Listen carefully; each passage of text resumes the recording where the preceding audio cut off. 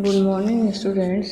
आज हम लोग बीकॉम पार्ट थर्ड में मैनेजमेंट अकाउंटिंग जो हमारा सब्जेक्ट है उसके अंतर्गत रेशियो एनालिसिस को पढ़ेंगे। रेशियो एनालिसिस मैनेजमेंट अकाउंटिंग का एक चैप्टर है। रेशियो एनालिसिस से क्या तात्पर्य है उससे पहले हम लोग पढ़ेंगे रेशियो क्या होता है। अनुपात दो संख्याओं के मध्य गणितीय संबंध को स्थापित करता है। अनुपातों को लेखा विधि अनुपात के नाम से भी जाना जाता है क्योंकि विभिन्न अनुपात वित्तीय खातों पर आधारित होते हैं।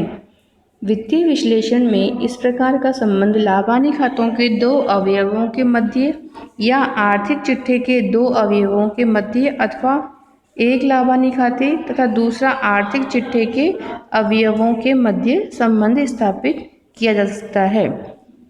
स्टूडेंट, लाभानी खाते के ही दो मदों के संबंध स्थापित हो सकता है या चिट्ठे की दो मदों के मध्य संबंध स्थापित हो सकता है या लाभानी खाते की एक मद और चिट्ठे की एक मद, इनके मध्य संबंध हम रेशो के माध्यम से स्थापित कर सकते हैं। जे बेटी के शब्दों में लेखांकन अनुपात शब्द का प्रयोग चिट्ठे, लाभानी खाते, बजटरी नियंत्रण पद्धति या लेखांकन संगठन के किसी भाग में दिखाई गई संख्याओं के मध्य महत्वपूर्ण संबंध को प्रकट करने के लिए किया जाता है। इस प्रकार स्टूडेंट्स क्लियर है कि वित्तीय विश्लेषण में विभिन्न अनुपात व्यवसाय की वित्तीय स्थिति पर प्रकाश डालते हैं, अतः उन्हें वित्तीय अनुपात कहा जाता है। दूसरी ओर विभिन्न वित्तीय अनुपात वित्तीय विवरणों में प्रदर्शित विभिन्न मदों के सापेक्षिक महत्व को स्पष्ट करते हैं, इसलिए इन्हें वित्तीय संरचना का मापक या संरचना अनुपात भी कहा जाता है।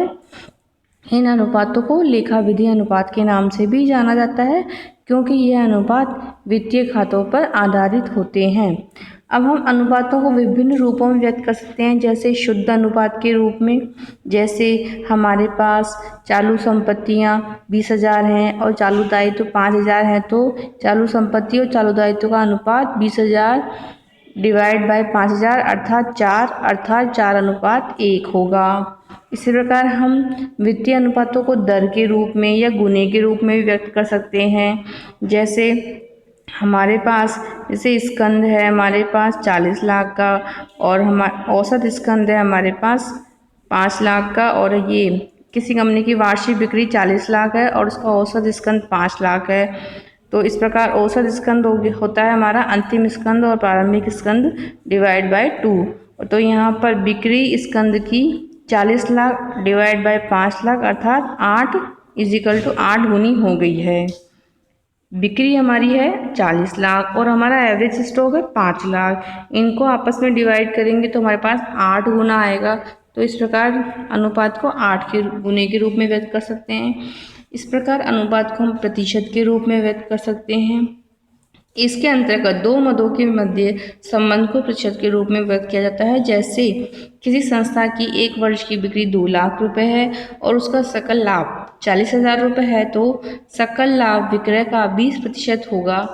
कैसे? 40,000 डिवाइड बाय 2 लाख इंटू 100 होगा, तो वह कहलाएगा कि सकल लाभ विक्रय का 20% है अंश के रूप में। इसी प्रकार हम अनुपात को किसी के अंश के रूप में भी व्यक्त कर सकते हैं, जैसे कि शुद्ध लाभ पूंजी का 1/6 है।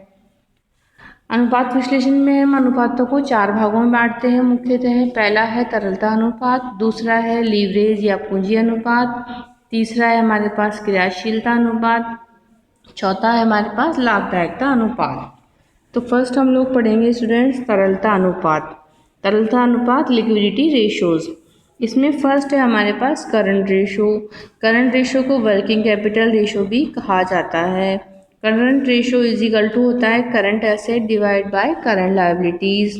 यह अनुपात 2:1 में होता है, तो यह अनुपात श्रेष्ठ कहलाता है। चालू अनुपात को कार्यशील पूंजी अनुपात के नाम से भी जाना जाता है। चालू संपत्तियों के चालू दायित्व पर आधिक्य को कार्यशील पूंजी कहा जाता है। अब हम लोग देखते हैं कि करंट एसेट्स कौन कौन सी होती है इसके अंतर्गत।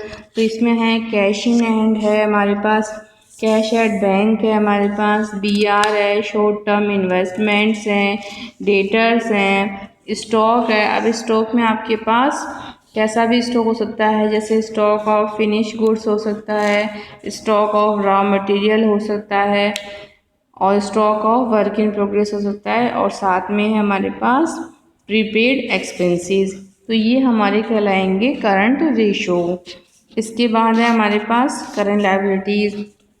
करंट लायबिलिटीज़ में क्या क्या होगा, bank overdraft, BP, creditors, provision for taxation, propose dividend, unclaim dividend, outstanding expenses और loan payable within a year. इस प्रकार ये हमारी करंट लायबिलिटीज़ होंगी।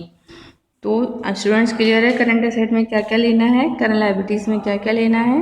Current asset divide by current liabilities करेंगे तो हमारा करंट एसेट रेशो आ जाएगा, और यह रेशो 2:1 में होता है तो आदर्श माना जाता है, क्योंकि 2:1 का अनुपात हमें यह विश्वास दिलाता है कि यदि वर्तमान स्तर से मूल्यों में 50% की गिरावट भी आ जाए तब भी अल्पकालीन ऋणों का समय पर भुगतान हो जाएगा, और यह व्यवसाय की एक सुदृढ़ स्थिति को व्यक्त करता है। इसके बाद है हमारे पास सेकंड, त्वरित अनुपात या तरल अनुपात। इसको कहते हैं क्विक रेशो या liquid ratio, acid test ratio is equal to है liquid asset upon liquid liabilities. Liquid asset में क्या लेते हैं स्टूडेंट्स हम लोग, जो हमारी करंट एसेट्स है उसमें से हम लोग स्टॉक और प्रीपेड को जब लेस कर देंगे, स्टॉक और प्रीपेड को ऐड करेंगे और उसको हम करंट एसेट में से लेस कर देंगे, तो वह हमारा क्या कहलाएगा, लिक्विड एसेट। इसके बाद हम लोग देखेंगे कि हमारी करंट लायबिलिटीज़। करंट लायबिलिटीज़ में आप लिक्विड लायबिलिटीज़ लेंगे। लिक्विड लायबिलिटीज़ के लिए आप लोग करंट लायबिलिटीज़ में से बैंक ओवरड्राफ्ट को लेस कर देंगे। इस प्रकार ये हमारी liquid asset divide by liquid liabilities हो गई। ये कहलाएगा हमारा क्विक रेशो या एसिड टेस्ट रेशो। यह अनुपात 1:1 में होना श्रेष्ठ माना जाता है। ऐसा क्यों है, क्योंकि अन्य संस्थाओं में प्रचलित इस अनुपात के आधार पर इसका निर्वचन किया जाता है। सामान्यतः 1:1 का अनुपात श्रेष्ठ माना जाता है, क्योंकि यह बताता है कि प्रत्येक 1 रुपये के चालू दायित्व के भुगतान के लिए संस्था के पास भी 1 रुपये की त्वरित चालू संपत्ति है, अर्थात संस्था अपने चालू दायित्व का भुगतान तुरंत कर सकती है, जो कि एक सुदृढ़ शोधन क्षमता को व्यक्त करता है। इससे संस्था की साख में वृद्धि होती है। अतः क्विक रेशो 1:1 का होना श्रेष्ठ माना जाता है। इसके बाद हमारे पास थर्ड रेशो है एब्सोल्यूट लिक्विड रेशो, पूर्ण तरलता अनुपात। पूर्ण तरलता अनुपात, इस अनुपात को तीव्र तरलता अनुपात तथा नकद स्थिति अनुपात के नाम से भी जाना जाता है। Absolute liquid ratio divide by quick liabilities, यह रेशो भी 1:1 में अच्छा माना जाता है। एब्सोल्यूट लिक्विड एसेट के लिए हम लोग करंट एसेट्स में से स्टॉक और प्रीपेड तो लेस करेंगे ही, साथ में हम लोग लेस करेंगे इसमें रिसीवेबल्स भी। इसके बाद क्विक लायबिलिटीज़ के लिए हम लोग क्या करेंगे, जो हमारी करंट लायबिलिटीज़ हैं उसमें से हम लोग बैंक ओवरड्राफ्ट को लेस कर देंगे। इस प्रकार क्लियर है स्टूडेंट्स। एब्सोल्यूट लिक्विड एसेट के लिए हम लोग करंट एसेट में से तो स्टॉक, प्रीपेड और रिसीवेबल्स को लेस कर देंगे, और क्विक लायबिलिटीज़ के लिए हम करंट लायबिलिटीज़ में से बैंक ओवरड्राफ्ट को लेस कर देंगे। तो ये डिवाइड करेंगे, यह हमारा एब्सोल्यूट लिक्विड रेशो आएगा। यह 1:1 में होना श्रेष्ठ माना जाता है। Thanks students.